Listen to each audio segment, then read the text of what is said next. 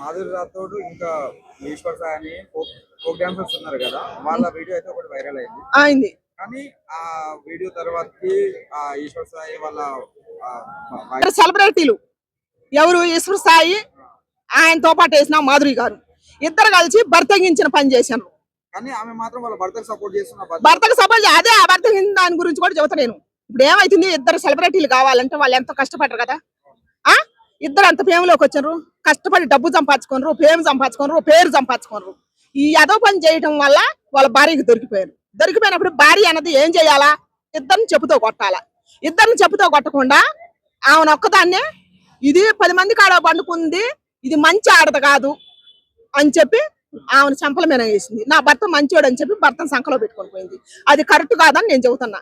భారీగా అది చేయటం కరెక్ట్ కాదు. ఎందుకంటే నీకు ఒక బాబు ఉన్నాడు, నీ భర్త చేయటం, నీ భర్త ఎంత తప్పు చేసిండో ఆమె కూడా అంతే తప్పు చేసింది. అక్కడ ఇద్దరు తప్పు ఉంది కదా, అప్పుడు అనాల్సింది ఇద్దరిని కదా. ఈ పరంగా ఆమెను ఒక్కదాన్ని అన్నవంటే ఇప్పుడు ఆమె భవిష్యత్తు మీద నువ్వు దెబ్బేసినట్టుగా నీ భర్త భవిష్యత్తు కాపాడుకోవటానికే కదా. ఇప్పుడు సెలబ్రిటీగా నీ భర్త భవిష్యత్తు కాపాడుకోవాలా, ఆయనకి మళ్ళీ ఇంకా అవకాశాలు రావాలా, ఆయన ఇంకా పాటలు చేయాలా, ఆయన ఇంకా డబ్బులు సంపాయాలని నీకు పెట్టాలా అనే దుర్బుద్ధి ఆలోచనతో కదా నువ్వు మాట్లాడింది.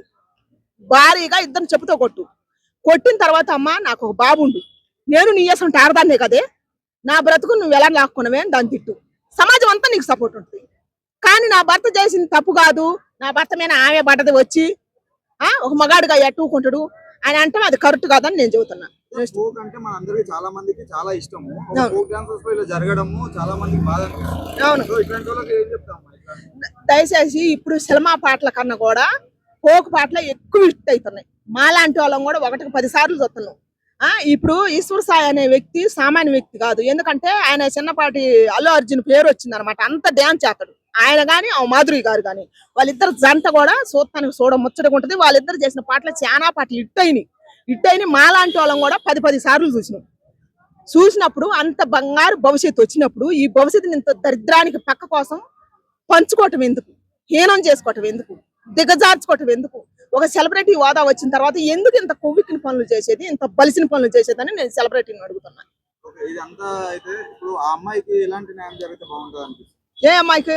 మాధురి రాథోడ్ ఎవరైతే ఉన్నారో ఆమె మాధురి చేసిందే సన్నాసి పని. ఆమెకు నేను చెప్పేది ఒకటే, ఒక ఆడపిల్ల కాబట్టి. అమ్మ నువ్వు ఇంత హోదా తెచ్చుకోవటానికి ఆడపిల్లగా నువ్వు ఎంత నలిగిపోతే ఒక సెలబ్రిటీ అయిన ఇండస్ట్రీ అంటేనే కమిట్మెంట్ లేని అవకాశాలు ఉండవు ఒక ఆడపిల్లకి. అంటే ఆ రకంగా నువ్వు నలిగినట్టే కదా.